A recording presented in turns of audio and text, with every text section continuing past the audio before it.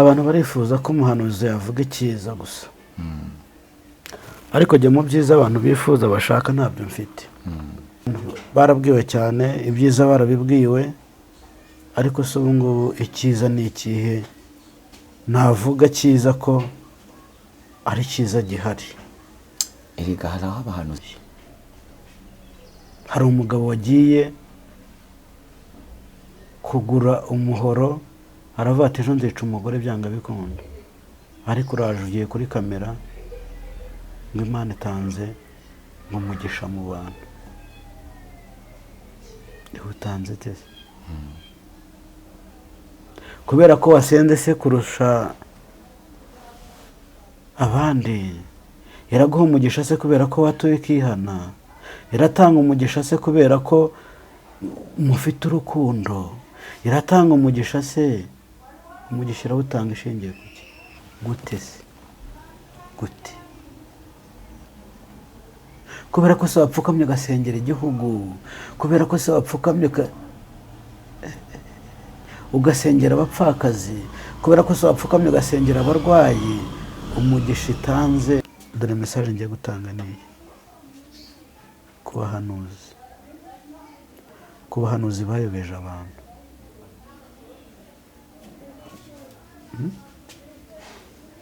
Hari abahanuzi bayobeje abantu, abantu biruhiye, abantu bananiwe, benshi barahindutse, ntabwo bakiri abahanuzi. Barahindutse bageraho birengagiza inshingano zabo zo gusengera abantu, kandi bahamagariwe kwishimisha.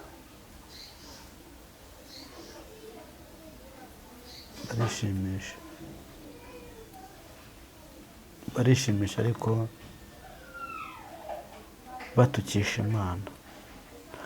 Ntangira nakubwiye ngo hari abantu bavuye ku Mana kubera abahanuzi.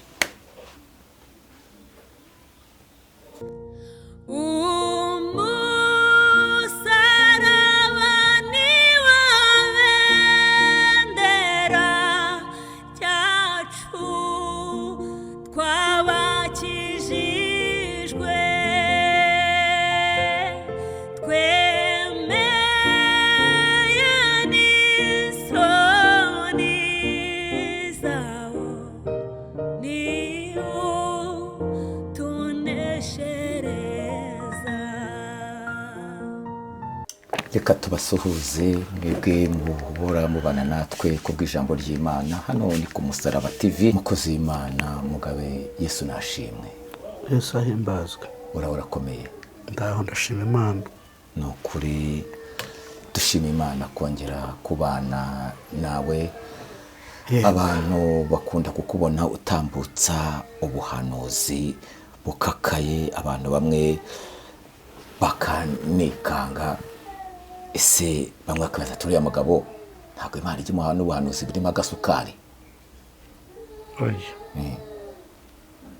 Abibwira ko mu buhanuzi habamo isukari baba babeshya, kandi no muri uru rugendo rwo gusenga nta sukari ibamo. Mu gusenga ibyaho byose birarura, kuko iyo usenga uhura n'intambara nyinshi. Ushobora gusengera ikintu ntigisohora ukumva ko Imana yakwibagiwe, kandi wasengera umuntu we kigasohora. Sinzi niba munyumvishe neza. Turakumva. Ushobora gusengera umuntu cyangwa kwisengera ibyo ntibisohora, ko wasengera undi bigasohora. Niyo mpamvu rero nkubwira ko muri uru rugendo rwo gusenga ni ibisharira gusa, njye nta sukari nigeze mbibonamo. Nta sukari nabibonyemo. Tuvuge yuko se noneho uri umwe muri ba Mikaya bino minsi. Mikaya ni umugabo, ni umuhanuzi wabayeho, wahanuraga ubuhanuzi bukomeye butishimirwaga bitewe n'ibyo yahanuraga. Twavuga ko nawe uri Mikaya. Reka tubifate gutyo, kuko icyo ngira ngo nkubwire cyo ubu muri iki gihe abantu barifuza ko umuhanuzi yavuga icyiza gusa, ariko jya mu byiza abantu bifuza bashaka ntabyo mfite, kuko ntabyo mpabwa.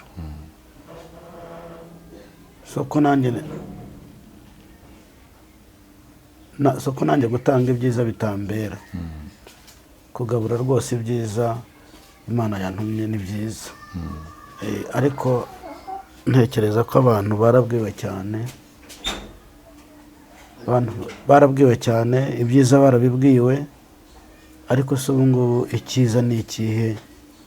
Navuga cyiza ko ari cyiza gihari. erega hari aho abahanuzi bajya baducanga. Umuhanuzi umwe arazinduka mu gitondo akaba yahanura n'urugero, bakavuga bati ni ukuri ibintu birakomeye, inzara irateye, isi ibonye akaga. Undi nanone nyuma ya saa sita akaza ati Imana igariye ibyanyu byanyazwe, Imana ibahaye umugisha, irabaguye, irabashyigikiye. Aho ngaho rero bikagora abantu, none bigende biti bakora iki? Ariko sinzi niba abantu bajya basobanukirwa ibi byarahanuwe. No mu byageze bivugwa ko hari igihe kizagera abahanuzi bakaba benshi, n'abayobya abantu bakaba benshi. Urumva rero nibyo bijyanye n'ibyo bihe turimo, niyo mpamvu nkubwira ko ngunda kubwira abantu ngo dusenge, kuko urumva hari abacanga abantu, mbese abahanuzi nyine babaye benshi, kandi no muri byanditswe ngo hari igihe abahanuzi bazaba benshi kandi bazayobya ubwoko bwanjye.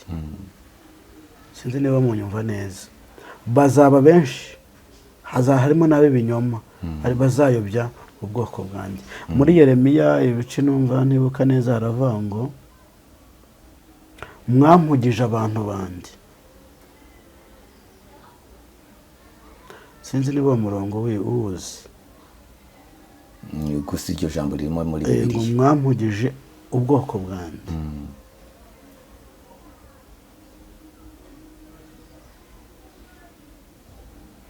Ngo mwarahanuye ngo ariko sinabatumye.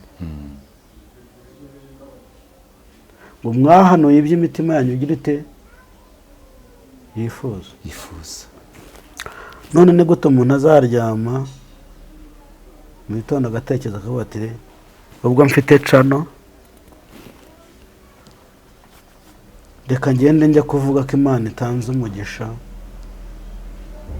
mu Rwanda, njya kuvuga ko Imana itanze umugisha mu bantu, kandi urimo urababeshya.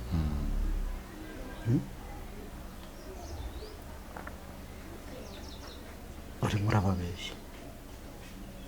Hari umugabo wagiye kugura umuhoro, aravuga ati ejo nzica umugore byanga bikunda, ariko uraje ugiye kuri kamera ngo Imana itanze umugisha mu bantu. Utanze tese kubera ko wasenze se kurusha abandi, iraguha umugisha se kubera ko watuye ikihana, iratanga umugisha se kubera ko mufite urukundo, iratanga umugisha se, umugisha irawutanga ishingiye ku ki? Biragoye. Reka rero njye ndabona igihe tugezemo, kuko buriya buri wese umuhanuzi wese agira uko Imana imutuma, ariko igihe tugezemo nta byiza byo kuvuga, ntabyo mbona, nta byiza byo kuvuga mboneho no kubwira abantu badukurikiye, nta byiza byo kuvuga ngo Imana yavuze ngo igiriye neza abantu bose. si imbabazi zarayishiranye. Ntabwo imbabazi zayishiranye, ariko Imana nta santima igira.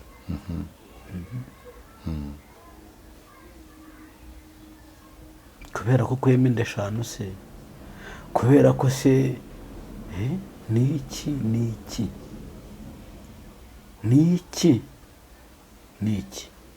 Imana itangiye umugisha. Ariko harimo n'abayubaha. Nanjye nakubwiye ngo wibuka ijambo nakubwiye ngo iratanga umugisha ku bayubashye.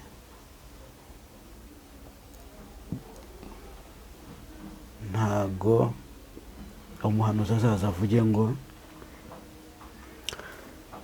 Imana irambwiye ngo itanze umugisha mu bantu bose, ngo mugiye kumererwa neza, mugiye kugubwa neza.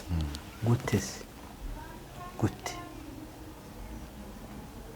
Kubera ko se wapfukamye ugasengera igihugu, kubera ko se wapfukamye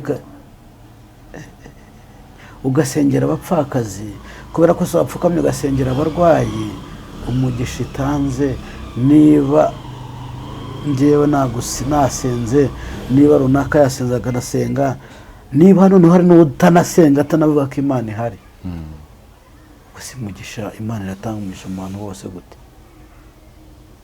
Icyambere ntibizakora ko Imana ihaba, iriho. Gusa nta mugisha urawukeneye. Utekereza ko Imana idahari, uwo muntu wumva nawe akeneye umugisha?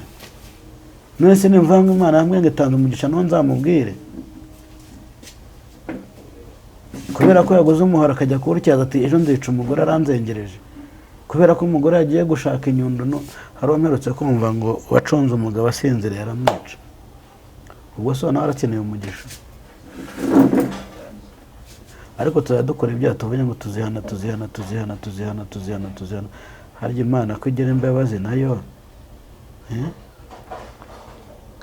izatangira mu myaka 2, ugeze imyaka 90 ukora ibyaha watura mbabarira.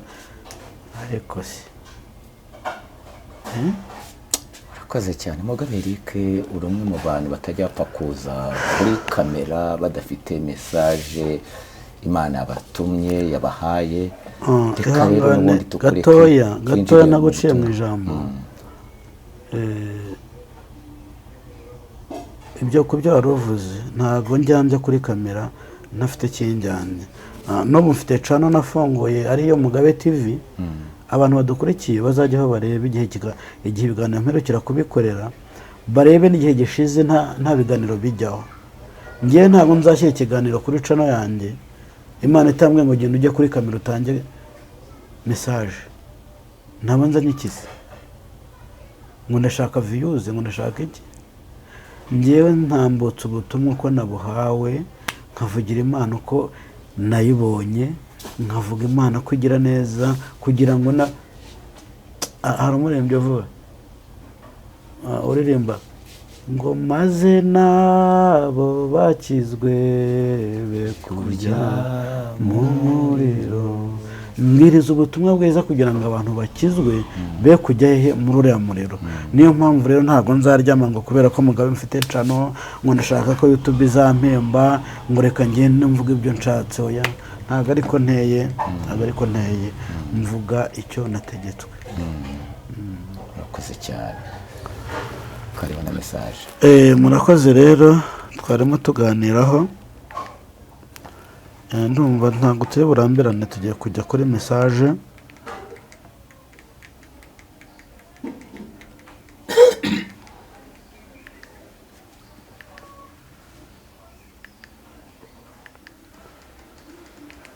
Icyo ngira ngo mbwira abantu,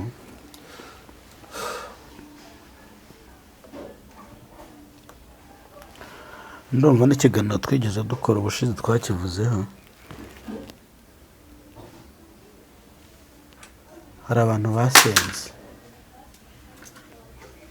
basenze, erega hari abantu bifitiye umuruho wo gusenga.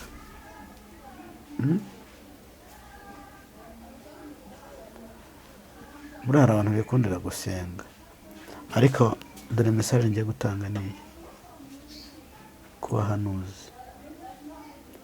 bahanuzi bayobeje abantu.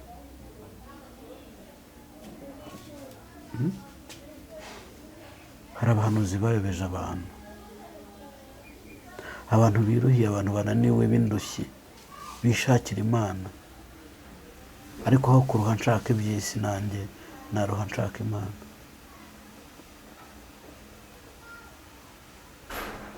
Ushobora gushaka iby'isi ukabura ijuru, ariko washaka iby'Imana ukabona ijuru. Sinzi niba munyumvishe.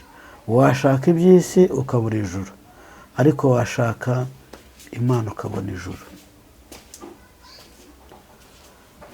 Ndiho ndavuga rero ku bahanuzi bayobeje abantu. ku bahanuzi urugero ngiye kubaha ni mesaje ariko ndimo nanga kuko ntago ntinda. Urugero ndimo mbaha, ntago ngiye Mugabe uzampa icyifuzo umbwira uti nsengera mfite iki kibazo, ngende nicare ndeke kugusengera Imana kandi wampamagaye nizeye ko ngomba kugusengera. Uzi benshi sinzi ibyo abantu babaha, benshi barahindutse ntabwo bakiri abahanuzi, barahindutse bageraho birengagiza inshingano zabo zo gusengera abantu kandi bahamagariwe gusengera abantu. Umuntu akaba yamuha icyifuzo ati nsengera, akagenda agaparika akicecekera. Ntabwo ari byo rero, ntabwo ari byo ndiho ndabwira abahanuzi ni mesaje nabahaga. Ntabwo niba Imana ikubwiye ngo ntuhamagariye gusengera abantu, ntuzabwirirwa ntuzaburara.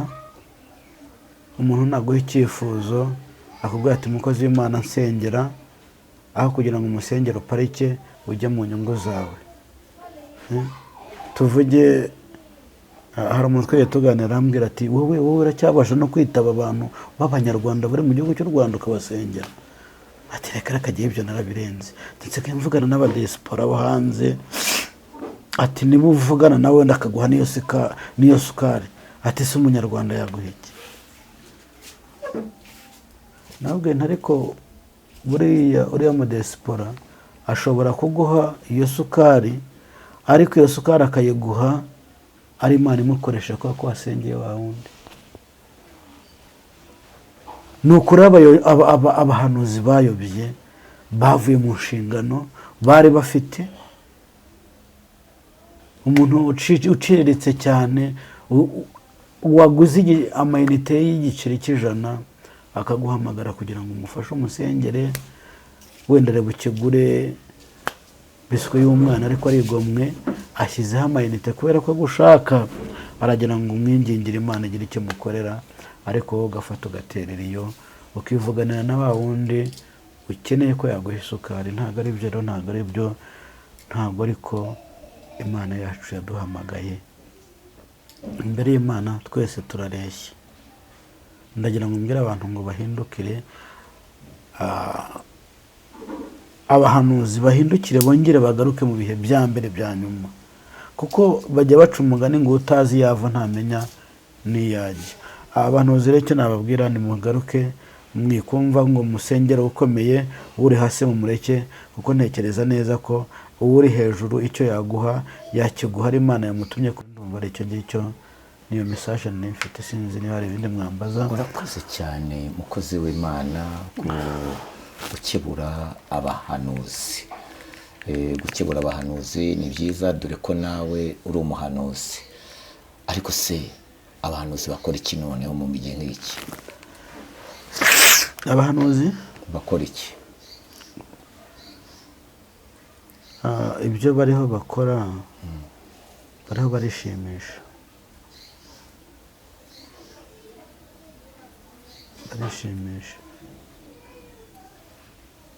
barishimisha ariko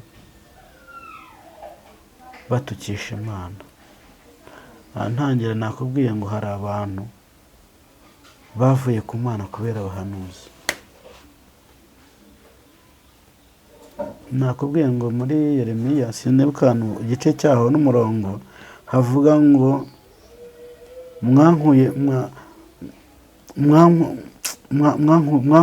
mwankugije abantu banjye. Hari abantu batatanye, hari n'abantu bavuye mu nsengero bazivamo. Ese bari inyuma y'itorero ry'aba mukozi w'Imana Eric, ubona biterwa n'iki? Kuko abo bahanuzi uvuga akenshi badahagaze mu kuri kw'ijambo ry'Imana.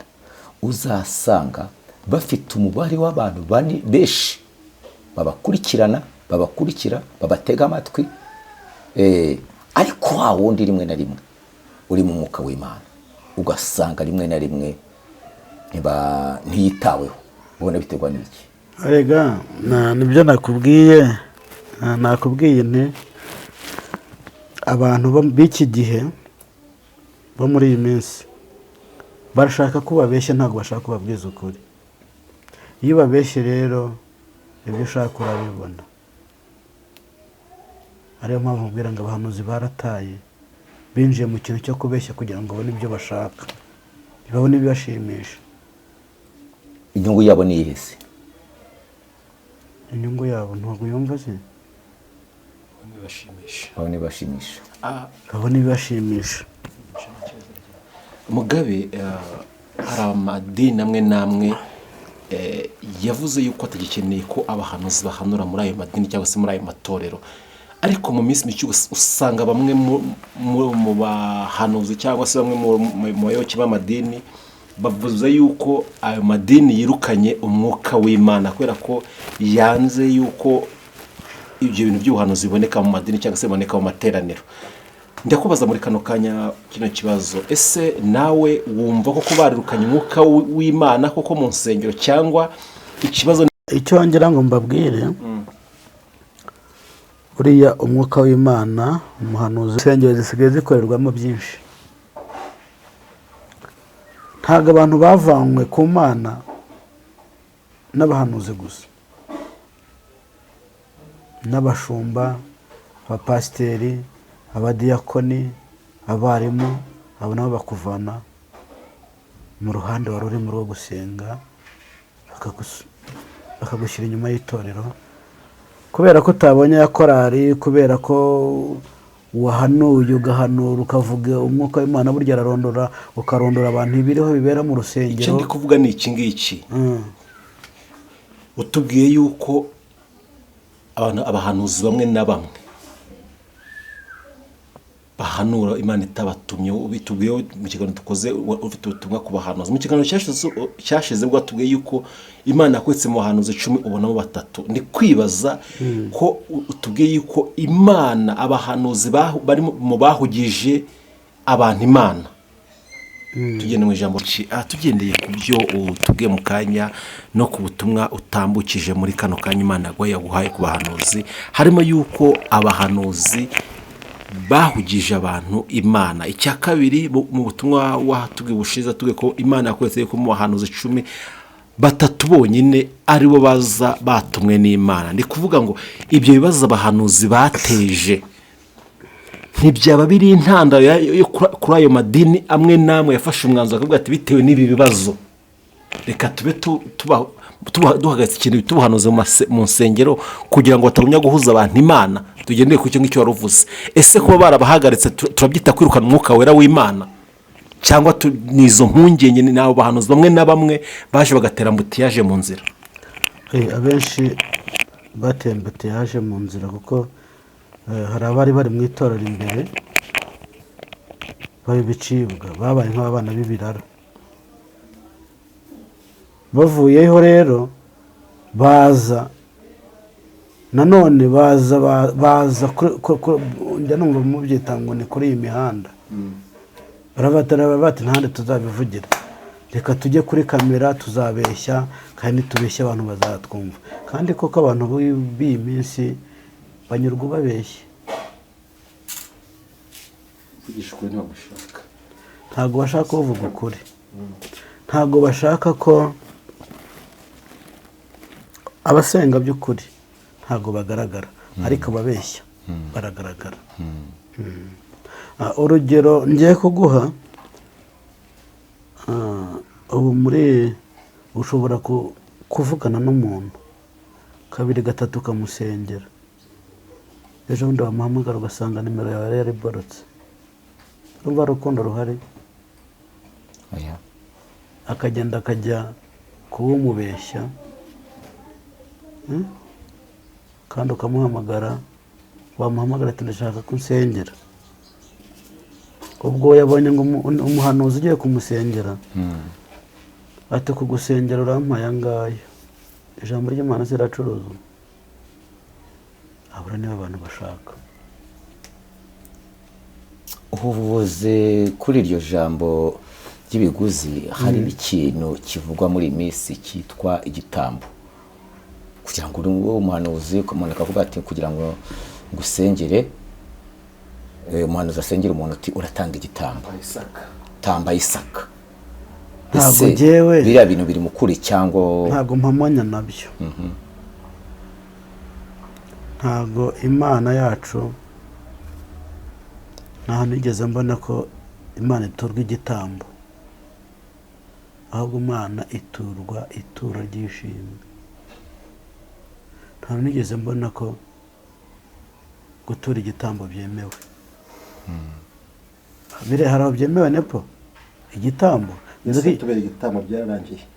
Nzi ko ibitambo bitangwa mu bapfumu, ariko kwa Yesu nta bitambo bibayo. Ngo banza utange igitambo kugira ngo usengere, ariko ubwo ntiwumva. Banza utange igitambo kugira ngo usengere. Ariko abantu basobanukiwe bakumva cyane kuruta uko bumvaga. bandi bakabyita kubiba Barabibikiza ibitambo, imbuto ziheze. kugira Ni ngo amashaza se ko nayo yacitse amasengesho yabo yumvikane. Ni amashaza nayo ko yabuze, ni ubunyobwa se.